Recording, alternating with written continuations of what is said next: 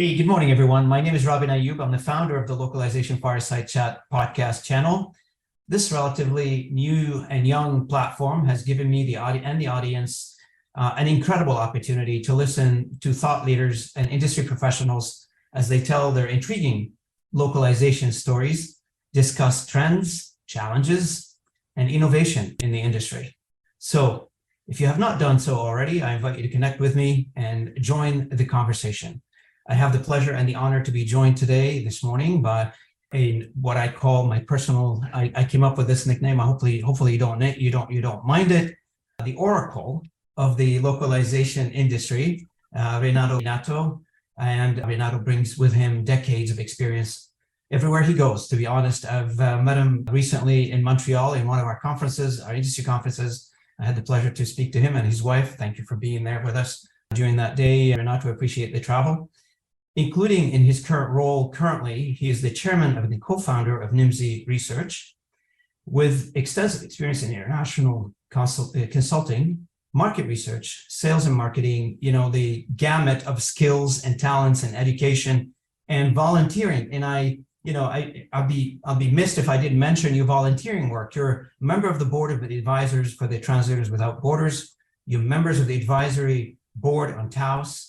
You're currently vice president of Abrates. I don't want to pronounce the rest of that, which is I won't be doing it any justice by pronouncing it in Portuguese. Great portfolio of education background, extensive experience. Happy to have you on the show this morning. Happy to have you with me on this episode, Renato. It's a pleasure and honor to have you with me. So great. So the first thing I want to start with is, tell us a little bit about yourself and we started this episode. We started this channel by saying everybody's got a story. What's your story? How did you get into this? Well, how much time do you have? As most people in our generation, I came into the translation and localization industry by chance. It wasn't a choice. It wasn't by education, not direct education. But it was opportunity, and I grew up in 6 countries between the age of 1 and the age of 19. And I learned languages because my father worked for an international bank, and we went to the local schools in every country that we lived. So language was the way that we would make friends and girlfriends and have relationships in the countries that we lived. So at 19, my father died. I moved back to Brazil. I started teaching English, was my first job. And one day somebody asks, we need a translator. Do you know anybody that can do translations? And somebody asked that to my brother, a younger brother, who said, oh, I speak languages, but I don't like that kind of stuff. My brother does. So he refers the person to me. And what was happening was there was a big film festival in Rio de Janeiro, and the Italian translator, the guy who did the translations for Italian movies, had died just a week before, and they needed somebody to translate 2 movies from Italian into Portuguese. I had no experience, but I said yes, and we started. I was paired with, which I later found out was the most respected, famous movie translator in Brazil, and he coached me and he taught me on how to do the subtitles. But this was at a time when there was no computer, no timing. You had to type in a typewriter, you had to burn the subtitles in a film, you have to go to a lab, you have to use a moviola to go back and forth and watch clips of the movie. So that was my first professional way into the translation industry. And then eventually, I think that a turning point that is important in this story, I was 19 years old, 4 years later, 23 years old, married, with going to school still, going to university, and I was doing translations on the side, and I realized that if I worked my whole life doing what I was doing, I wasn't going to be making a lot of money. So I started a translation company in 1983, which is 40 years ago. Oh, And wow. that's the beginning. Those Wow. are the beginnings, let's put it Wow. this way. Most people that you mentioned our age, most people I talk to in our age group, they seem to have one thing in common, which is they came to the industry by chance, as you mentioned earlier. Oh, Like I told you my story, right? So, I was coming back from a trip on a business trip. I was handling sales for tech companies and before this, and I was coming back from a business trip, and the gentleman happened to be sitting beside me on a 2-hour flight, having to run a translation company 21 years ago. And he convinced me 2 hours later during our flight to go work for him as handle his business development. And, the company wasn't big. It was like a couple of $1 million. It used to called Lexitech International.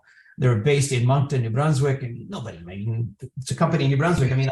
But when I was in the tech business, I used to go sell in California. First thing I have to explain to people, where is Moncton? That's my first yes. sales. But that's 21 years ago. And I was just, again, an observation when I was in the tech sector. I was changing jobs. Like I was moving from one company to another, seeking another type of thrill, another type of excitement, either product or service, etc. I seem to have found it here in this industry. It's always exciting. There's always something new. There's always a new customer, and you work cross industries. You're not stuck to one industry. Because it's a horizontal service, and you always have new technology and new things coming up. We touch every aspect of human activity, right? Why? Because the core of what our industry does is mediate communication. And communication is how we accomplish everything. This is how we buy, how we sell, how we produce, how we interact, how we build, how we create. It's through communication. And every aspect of human activity requires communication, and translation is there.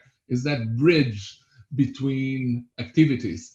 And this is why it's so exciting. It's very interesting that I interviewed once the CEO of STL, Adolfo Hernandez, and he had come from outside the industry. He became the CEO of STL, transitioning it before it was sold to RWS.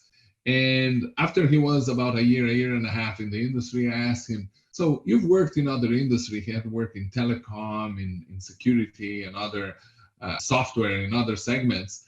And I asked him, what is different between the industries where you've worked and the translation localization industry? He said, nobody leaves. He said that in every other industry where he's worked, people would work 3, 4, 5 years in that company, let's say in the software industry, and then they would go to hospitality, they would go to oil, they would go to manufacturing, they would go to completely different technologies. But the people in the translation industry, and this is why we know everybody knows everybody, everybody works with everybody. It's a very interesting, it's the nature of our industry is being very collaborative, but also has this aspect that you said. You stuck with it 21 years. And it's like this magnet. We attract people and they stay. Some people go away, but not very common. Right. Now, moving along a little bit in our conversation here, I know your big part of your life currently is Nimdzi, and not just Nimdzi, you've got a few other things on the go. But why don't we start by telling our audience who don't know Nimdzi, at least, what is Nimdzi and what's this about, and how can one individual who are in the business or not in the industry, maybe from some people from outside the industry, can take advantage of your services, your products, etc. Tell us a little bit more about Nimdzi, I guess. Nimdzi, it's a market research and consulting company. Just in a short description, what we essentially do is we track what is going on in the language services industry in all aspects of it. We write reports. We have subscribers. We have members in our subscription model, and we provide all types of consultings for our clients. So we work with the 3 key parts of the language industry, which are the buyers, the LSPs, the language service providers, and the technology companies, the software part of the business that creates efficiencies and productivity in our space. So for each one of these organizations, we tend to have products that enable them to achieve their goals. So on the client side, we work a lot on mostly strategic work. We work on vendor audits, we work on usability, we work with them to see how their app or their product is performing in 40 countries and check how their end users are interacting with the language in their technology. We do technology recommendations. You have companies that, so we publish, I have a poster here behind me, which is the Language Technology Atlas. This poster tracks last year 837 technologies. Next year, in September, we're publishing an update. It's 1,016 technologies that are going to be mapped. This universe, when once a client, a buyer on LSP has to buy a technology that has 87 solutions, they need to show, I don't have the time to talk to 87 salespeople. Give me a short list, and we work on determining what are the best solutions for each type of client. We've worked with designing localization departments. There are no two projects that are the same.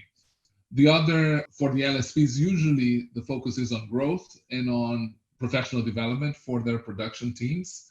So we have a feature that we call office hours, where anybody on the client side can talk to any one of our 40 consultants around the world about a topic that they need a solution right away. What I've learned, Robin, over the years is that people don't have time to read long reports. Nobody wants to spend a lot of money to have reports.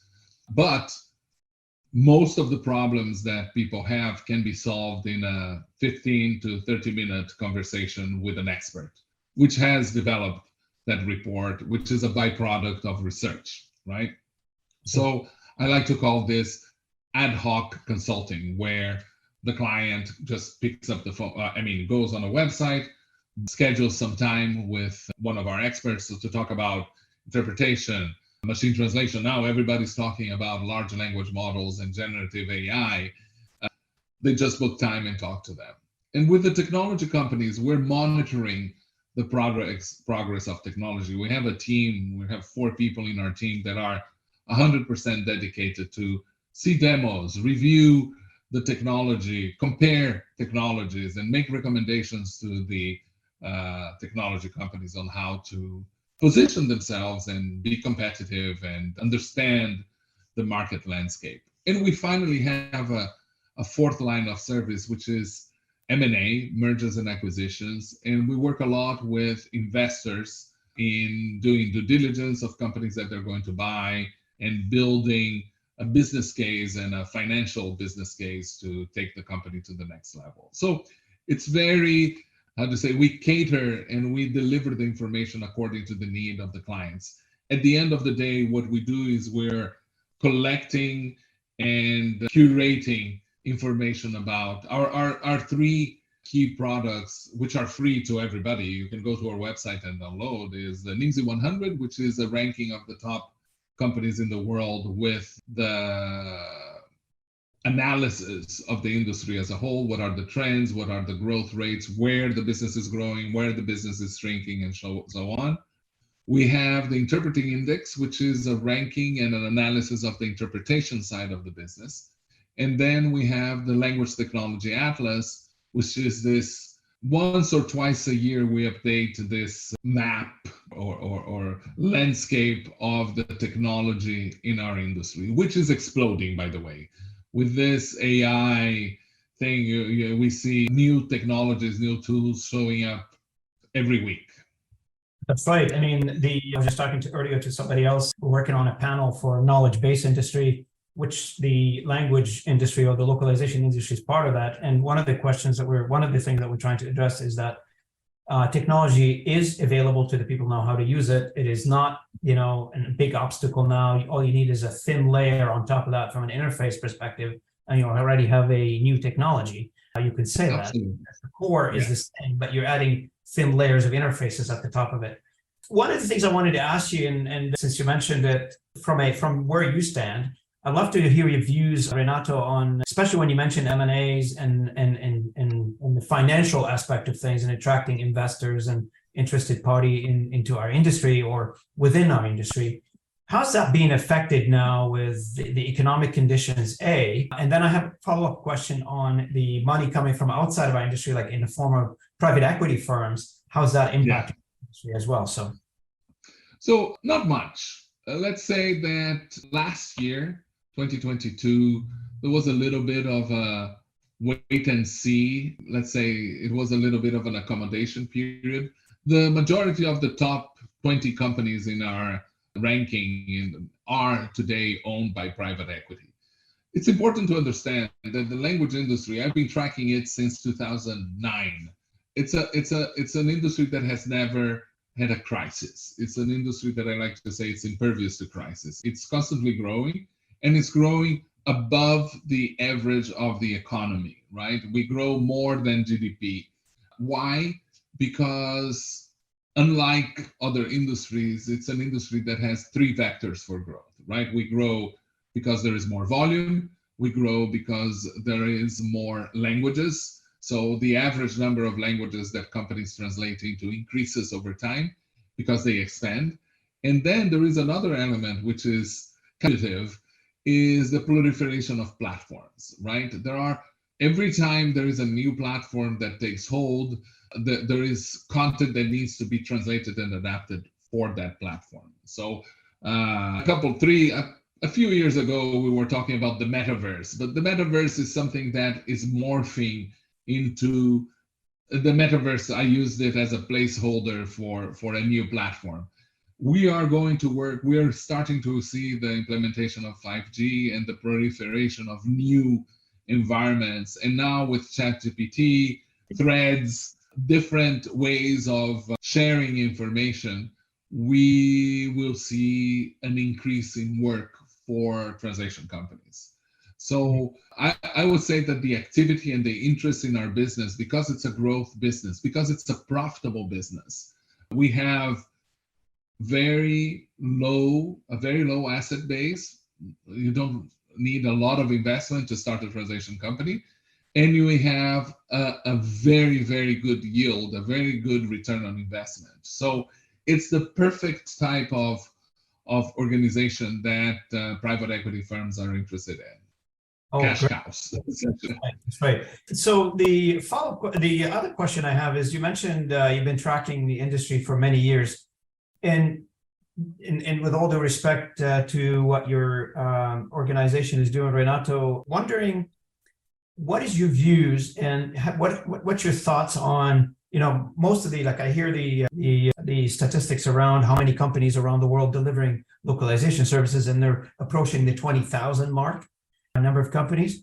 So wondering if the research and the statistics are following all of them, or is it focused on the top of the spreadsheet, if you will, if you sort them down by revenue?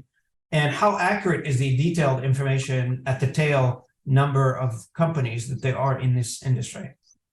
This is an interesting conversation, Robin, because let's say there are two parts to this question. One is the information that you gather. We at NIMSY, we started with the NIMSY 100. We work with associations. We work with the ATC in the UK. We work with the ALC here in the United States. We work with BLIS in Brazil. We work with Argentina, Australia. Many countries, we do surveys and we look at what the middle of the tail and the long tail is. Even though we publish, the top 100 includes more or less 200 companies, because there are 100 companies that we know are in the market, but we don't have public information, or they don't share with us what is their revenue, right? One of the examples is that last year we published the revenues for Sorensen, an $800 million company that nobody knew about. We knew about it, but we couldn't publish it because the information wasn't public and they didn't disclose their official information. But the moment that there was a public record, we found a filing with the SEC, we were able to disclose that information, because the work that we do is that it's not marketing. We are a research company. So the company doesn't want us to disclose it. Tough luck. The information is public. We have the obligation to share the information that is available. On the other hand, we have about 100 companies that are listed that we know from the number of employees, from the participation in the market, from the feedback that we get from their direct competitors, that they are over, the threshold that we started for NIMSY 100 was $10 million, but it's around 12 right now, 14 right now. We list them because these companies are in the market competing with everybody else, for talent, for clients, for technology, for resources, even though they're not really listed. So what we try, every market analysis is an approximation, right? It's an educated guess. Accuracy, what I like to say, so the second part, one is, does it capture everything? It captures the way we can see, right? We can imagine. You can look at the moon when it is in I don't know, you have a partial view of the moon, you see that there is a curve, you can imagine that it is round, right? That is a sphere. It's pretty much what we do when we're doing market analysis. We have a slice, we know more or less what are the percentages, and we can make projections. And there is a lot of information that is not necessarily captured. When we measure the size of the language industry, we're not necessarily looking at only what the translation companies do. There is a lot of work. There is a huge market worldwide of literary translations that is not captured in businesses, because this is usually a publisher working with a professional translator directly. And actually, probably the one of the largest volumes of translation that there is in the world is probably literary translation that we don't capture. There is a lot of work that is done in-house inside organizations. There is work that is done by freelance translators, by volunteer translators. There's so much translations that is going on outside the business of translation. I think that a good way for people to grasp what a similar, so frequently I'm asked, what other industry can we compare the translation industry to? And I like to compare it with the accounting firms, right? You have this huge international PricewaterhouseCoopers, Deloitte, Ernst & Young, and so on, the big four. There used to be, I started my career at Arthur Andersen, which at the time it was the big seven, right? And there was a lot of consolidation in that space. But then at the same time, you have this long tail. I have an accounting firm that does our accounting work. They're national in the United States, but they are maybe $1 billion at most. And then you have the local accounting firm that takes care. When I lived in Massachusetts, there was a street, it was very interesting, in the town that I lived, Newburyport, where it was just 2 blocks, and you had lawyers and accountants, lawyers and accountants, lawyers and accountants, one after the other, right?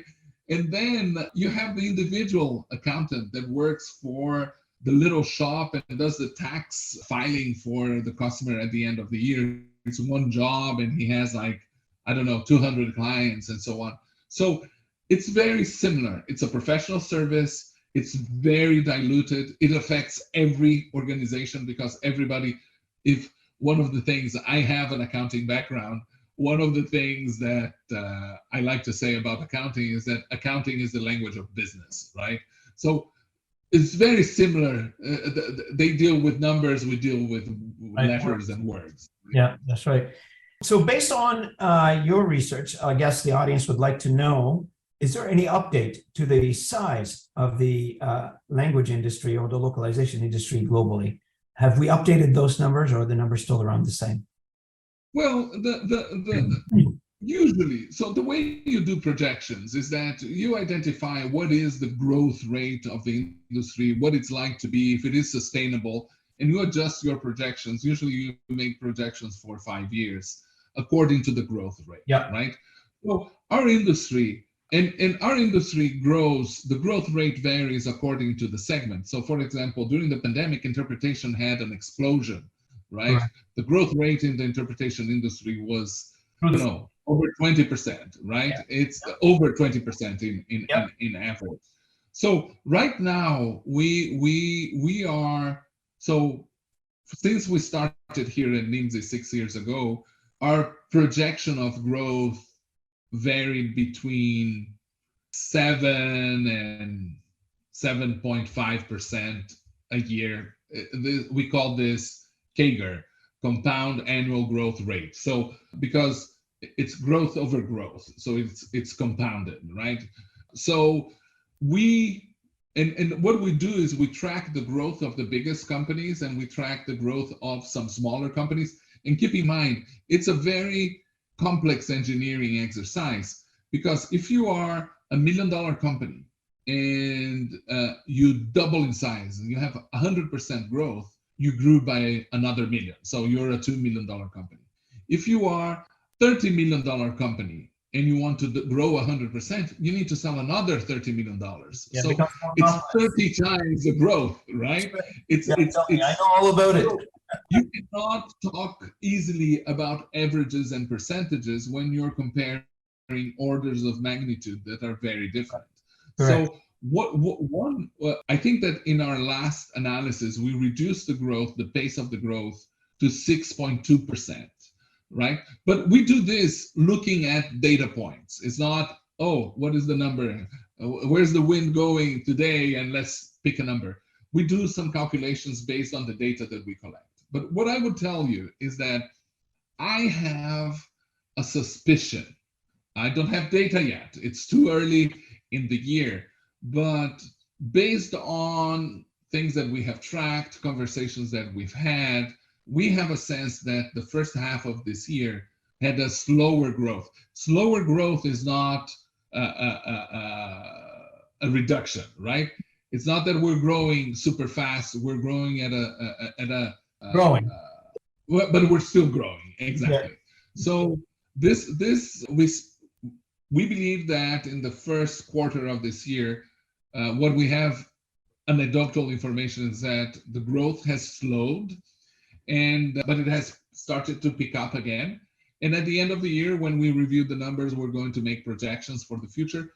I suspect, in large because of the onslaught of AI into the system, that we're going to see slower growth. But growth is also a tricky metric because growth shows the growth of revenue, of money.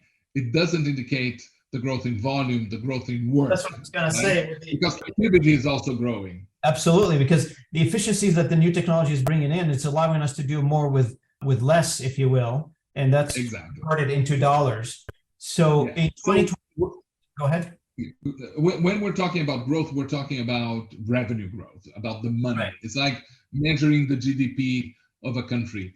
It measures what you're producing. It doesn't measure wealth. It doesn't measure health. It measures, it's just a data point that we as a society chose to use as a metric for growth. It's just a money thing.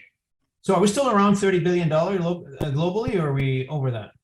No, we're way over. I mean, in NIMSI's calculations, we are at around $65 billion, and we're going to reach 70 very soon. There is a difference. The other metric, and again, Slater uses a smaller number for the size of the industry because it tracks what they call the addressable market. What is the market that LSPs can sell to, right? But that's not the size of the market. That's a slice of the market. It's a different way of looking at the same thing. They are not, how do you say, mutually exclusive.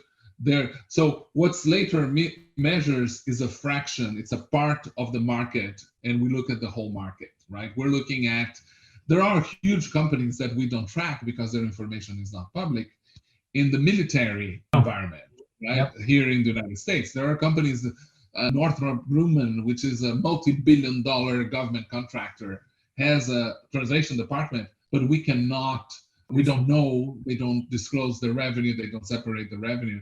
They have bid contracts that are $5 billion over 5 years or something like that. And it exists. They hire translators, they hire project managers, they use their own software that we don't know about, right? Yep. Or some of the software solutions that are available to us. So these are different. And one of the things that I like to say, Robin, since we're talking about the size of the market, the way I like to look at this is that there's no right and wrong. There's a reference point, right? And if you think that I'm wrong by 20%, adjust your numbers by 20%. It's going to be your guess. If That's you right. think that I'm conservative, that the market is bigger, adjust it. Yeah. The number, the methodology that I use is how do you say, an assessment that we do considering a lot of stuff that is not necessarily captured in the data that we collect in surveys and so on. We only scrape the surface. It's the tip of the iceberg, literally.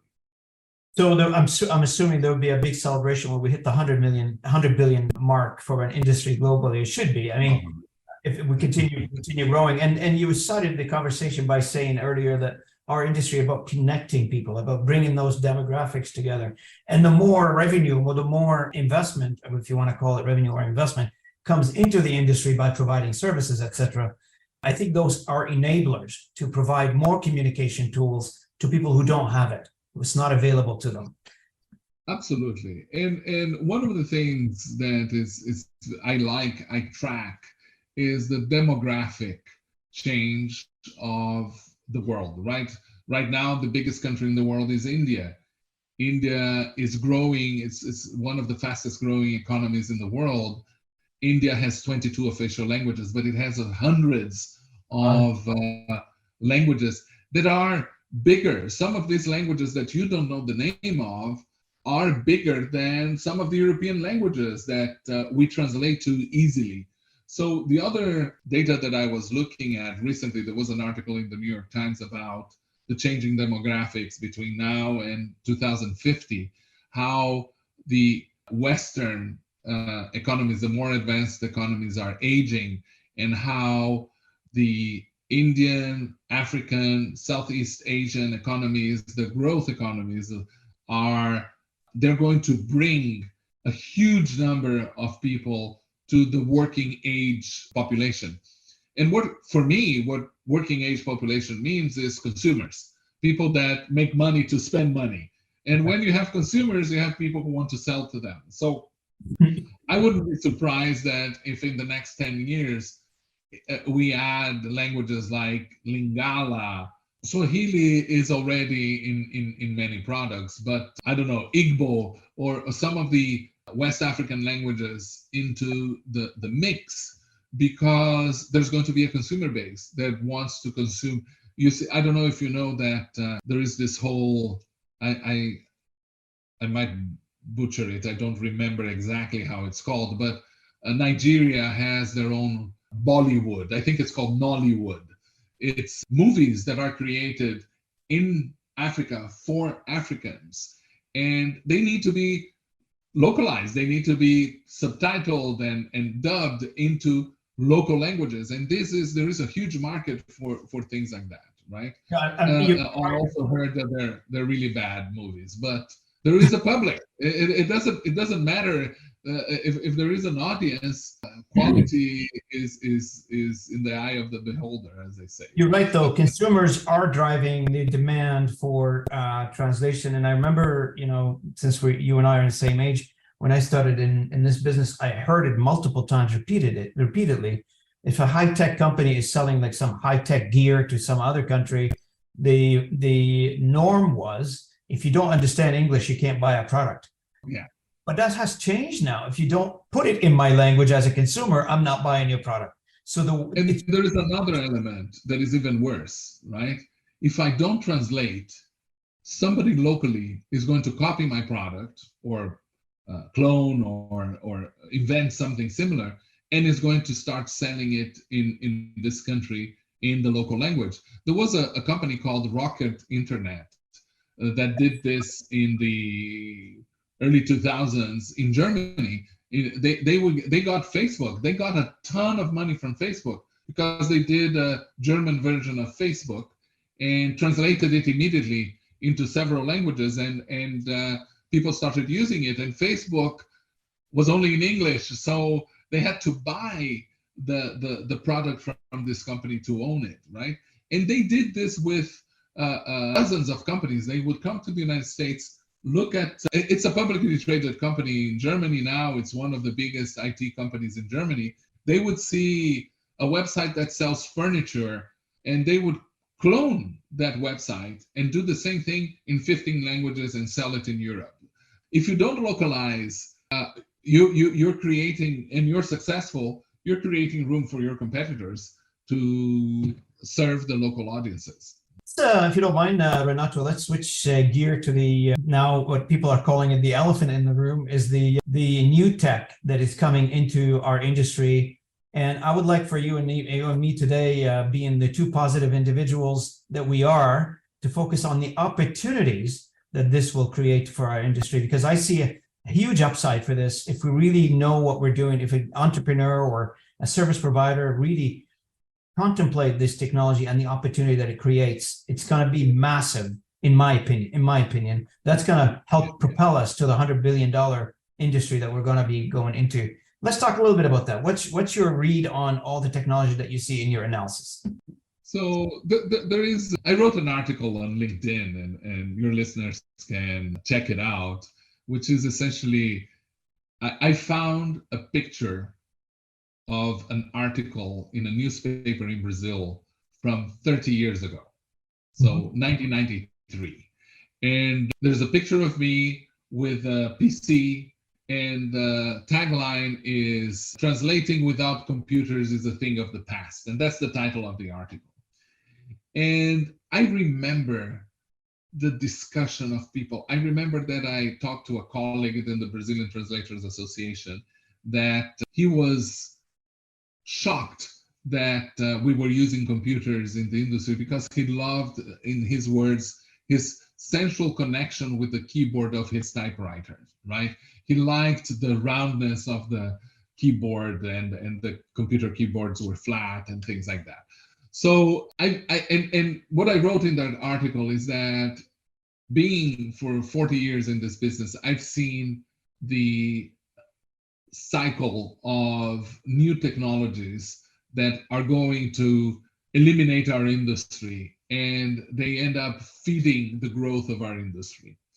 I don't want to dismiss, I don't intend to be a know-it-all, but ChatGPT or generative AI in our industry follows a very, very, very, very similar pattern. I just want to highlight that until last year, we were fighting against neuro-machine translation because that was the end of the translation profession, right? Nobody talks about that anymore. It's all ChatGPT, right? We forgot it, right? And before it was translation memory, right? We always forget the previous threat, right? There is a new existential threat that is going to eliminate our industry, but this time is real, right? Like every other time. And this is the gist of the article that I wrote. So there is an element of hype that, if you're familiar with the Gartner hype curve, you have this element of excitement, right? You go to the hype, the peak of the hype curve is like everybody is super excited of what things that are going to happen. And then you have a trough of disillusionment. There is this big drop in adoption, and oh, this is not as good as it was. And then there is the slope of enlightenment and the plateau of productivity. So I think one of the things that is different about generative AI was the speed, right? It was the fastest adopted technology in no time. But it's also, I already see the curve going down, and the adoption, depending on the group of people that you're talking to, is very different than in the general public. One of the things that I like to do is I ask random people, because the difference between generative AI and the technologies that have threatened our existence in the past is that it affects every walk of life, every business, everything is, everybody's talking about generative AI. It's impacting any profession. Correct. But the interesting thing, I spoke recently at a conference in Italy, and there were close to 100 people in the room. And I started my presentation by asking the audience how many people were using ChatGPT. And 2/3 of the company, of the people, had not used it yet. And of the third that remained, the people that were using it, how many of these people were using it every day? 3 out of 100 people, 3%, right? It's an anecdotal sample, but this is the kind of thing that we're afraid of, something that we don't know. Once you get to know it, you see that there are limitations. And now it's all over the news. My colleague at NIMSI published an article recently, this week, about the fact that the performance has dropped significantly with ChatGPT.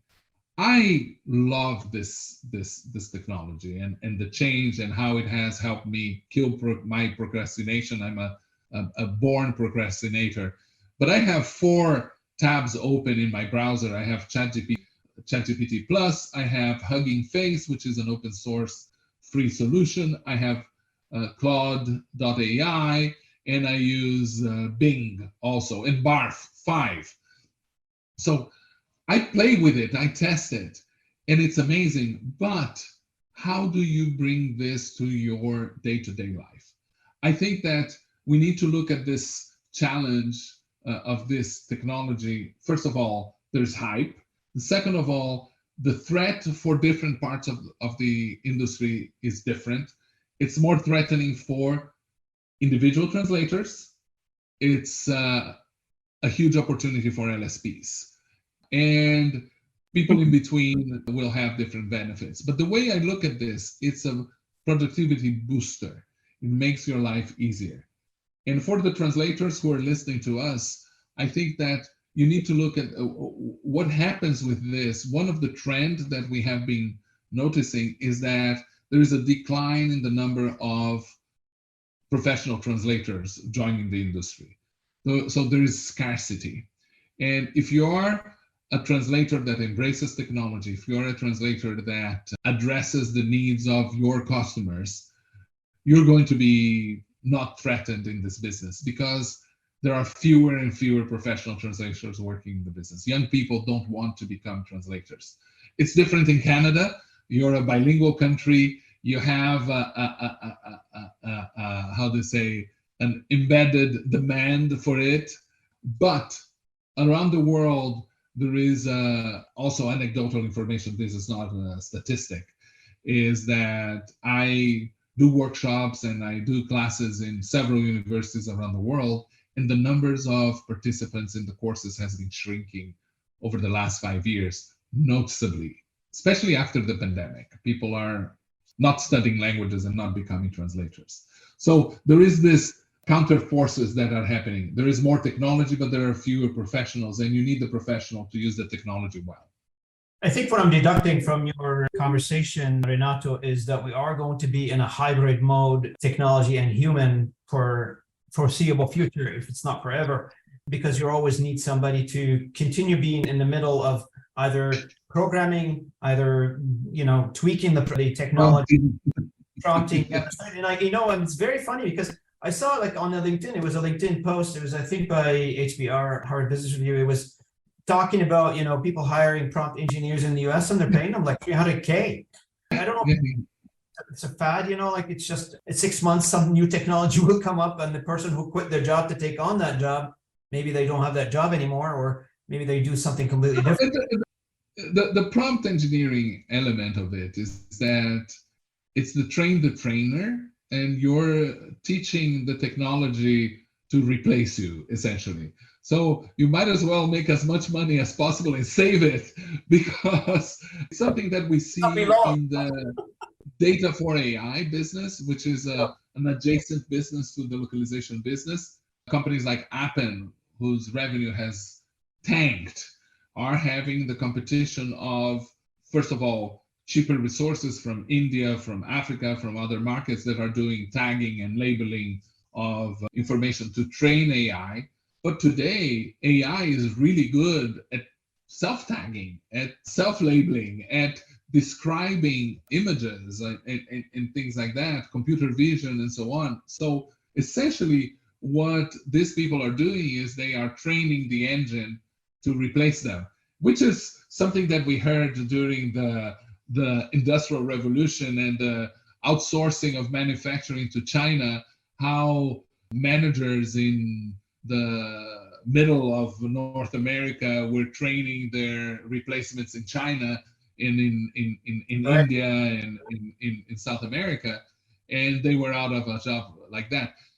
That's a possibility with AI. You're training your replacement in So based on this, and what's your advice then to the idea that says how much reskilling and retooling our industry needs to do if the technology is such a differentiator? It feels to me like it's a very different level of technology that we're talking about here. It's not an incremental development. This is completely a disruptive technology that is coming to our industry. Not for everybody. That's the problem. I agree with you, not for everybody, but is there reskilling and retooling? And one thing we don't talk about, we talk about the impact on the translator, but we don't, and I think most of our industry colleagues, they hire in the project management capacity because translators are freelancers. So what's the impact also for those technologies on the translator, on the project manager, sorry? So this is where I said that the impact for linguists is different than the impact for the LSPs, right? For the LSPs, so there are a couple of things that I think it's going to be hard to for AI to replace. I stopped saying that it's impossible. I think it's going to be hard, right?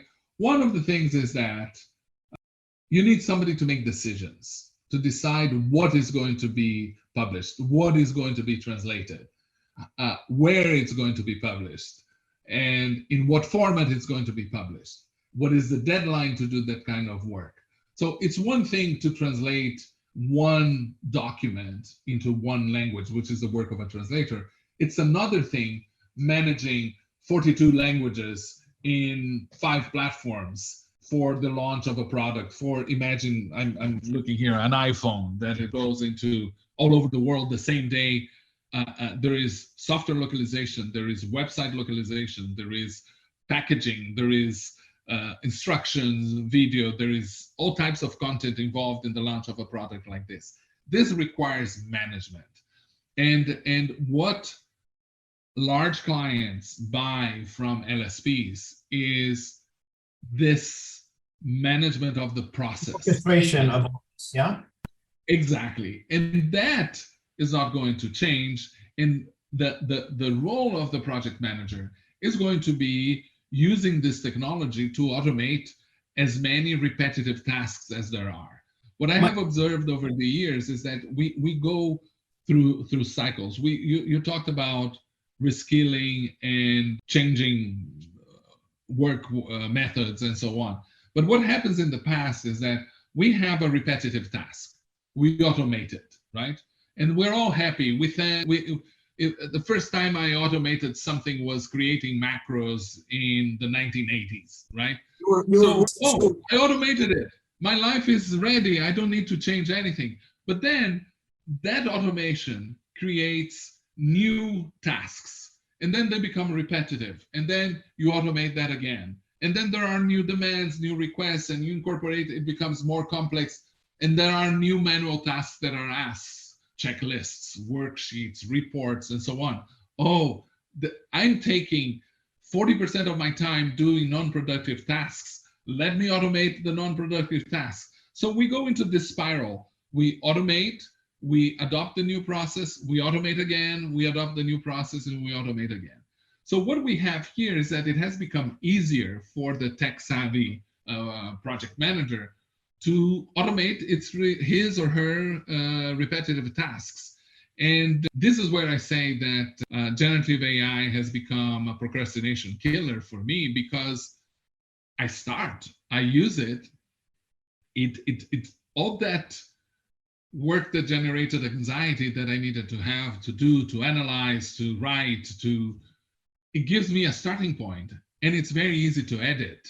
The very first time I used ChatGPT was, maybe 2 days after it was launched. I was supposed to make a presentation for a conference in China. Okay. And it was only a 15-minute presentation. And in most presentations, I have the information, I improvise, I don't prepare a script. But then it was a short presentation and the topic was broad. I didn't have audience interaction. There was going to be an interpreter. I said, I'd better write a script. So literally an hour before the presentation, I just prompted ChatGPT to write the script for me. Write a 15-minute script. This is the topic. Make sure to mention this and this and this, items that I knew that I wanted to talk about. It generated a script that was good for 3 minutes, right? But it was a start. And I started editing. I recorded, I tried it, I recorded, it was 7 minutes. Okay, I need to write twice as much as this. At the end, it was perfect. I had 12 minutes, I made the presentation, I was able to get a question and show. It saved my life. It made me look professional. And if I had to start from scratch, I would have to think and write and self-edit and so on, and I wouldn't do it. I would just improvise, right? So it made me more professional, more productive, more accurate, and it didn't replace my job. It made me look good. Well, that's great. We're coming up on the hour, and I'm very careful with your time. I don't want to take too much of your time. Always pleasure talking to you. I could talk to you for hours. This is very fascinating. It's very fun and fascinating, to be honest with you. Any last comments before my closing comments, I guess, on this episode? Robin, my comment to your audience is keep listening to these interviews. They're great. I saw 2 before, love it. And the other comment is don't fall for the hype. Don't believe the doomsday and apocalypse promoters, because we are very dynamic. We're human, we adapt. We still need people to consume. We still need people to buy. And in order for people to buy, it's just basic economics. People need to have salaries, have jobs, make money to be able to spend and for the economy to keep going. So we will find ways as a society, as an industry, to thrive and survive. And I'm a big believer in the value of the language industry to society as a whole. As I said in the beginning, we bridge, we allow communication to happen. And I'm very excited to be part of it. And I hope you are too. Thank you so much, Renato. I want to thank our listeners and our audience for taking part of this episode and for watching us and keeping an eye on the content that we are delivering. If you like what we do, if you like the content that we're sharing with you, please like, share, and comment on our content. And one last note, this channel is a self-starting channel. It's not sponsored by anybody. It's my personal passion to contribute back to the industry. I'm not funded by anybody. I'm not sponsored by anybody. This is a very self-made channel. So we're only 4 months old now. And we have close to about 40,000 views on YouTube. So we're getting there. We are looking for your support whenever you can give us that support. I appreciate it. Thank you, Renato, for your time. Much appreciated. You're welcome back to this channel anytime. I call it Mi Casa es Su Casa. If you ever need another voice to be broadcasting your message, you're welcome to use this channel as your own. And appreciate it. And thank you, everybody. Until next time.